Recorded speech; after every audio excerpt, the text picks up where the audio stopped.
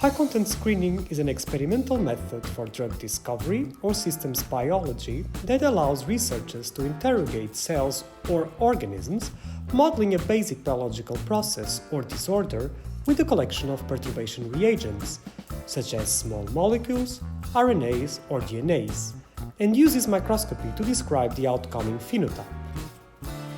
The high-content nature of the method comes from the richness of image-derived data. The goal of a screening campaign is to identify molecules which produce a desired phenotype, the so-called hits.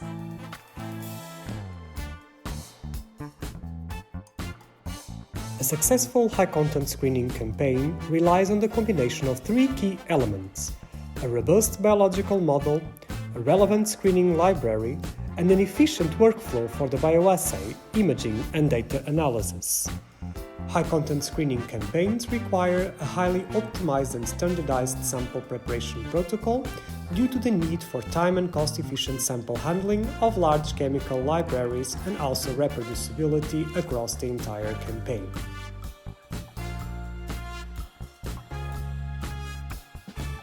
The model system imposes a number of requirements on the biological assay. Is the model three-dimensional or can it be imaged successfully on 2D? How big is my specimen? How many specimens do I need to image to have robust statistics?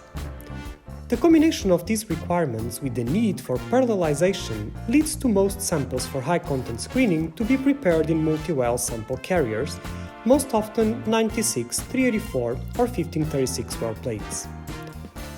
Chambered cover glass carriers can also be used for lower throughput applications. Other physical features are also important. Fluorescence-based assays are best performed on black-sided plates to avoid well crosstalk.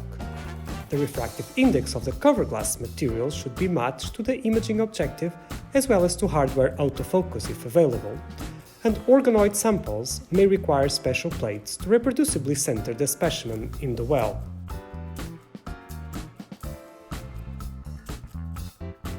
The biological assay is dictated by the kind of specimen being studied. Most screening systems are based on cell lines, organoids or embryos, which may express proteins of interest fused to fluorescent tags or synthetic epitopes. Therefore, cell growth is usually done in a standard cell culture environment.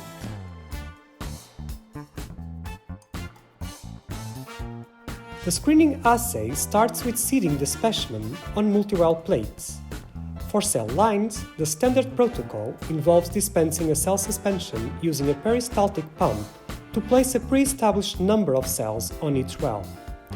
The peristaltic cell seeding pump ensures a quick, reproducible and homogeneous cell distribution across the well, which can be iterated when handling multiple screening plates at once.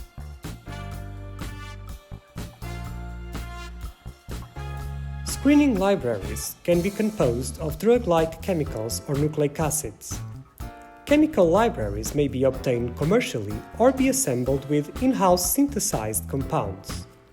Nucleic acid libraries are composed of DNAs or RNAs. In all cases, molecules are laid out in multi-well storage plates, which also contain positive and negative controls for the specific bioassay. Library preparation can be automated with robotic liquid handlers. Compounds can be added to cells with manual or robotic liquid handlers. Accuracy is critical in order to achieve the desired working concentration as well as dilution of the solvent to non-toxic levels. The state-of-the-art technology for compound addition is acoustic liquid transfer, which allows fast manipulation of nanoliter solution amounts in multi-well formats. Cell transfection with nucleic acids involves a more elaborate protocol, whereby nucleic acids are first combined with a lipophilic transfection reagent and only then combined with cells.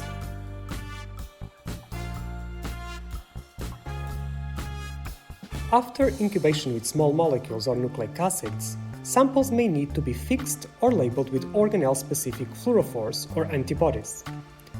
Liquid dispensing is parallelized with multi-channel pipettes or liquid handling robots. Washing steps are best performed with dedicated plate washers, which maximize reproducibility, throughput, and specimen preservation. For live cell assays, sterility needs to be maintained throughout. The finished sample is almost always a multi-well plate containing cells submerged in buffer or imaging media.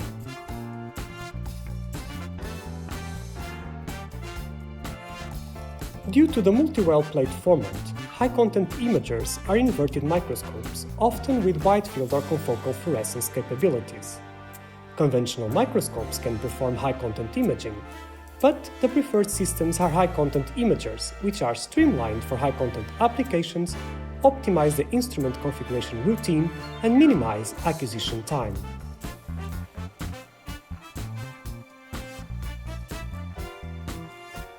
The imaging data is only an intermediate landmark on a screening campaign.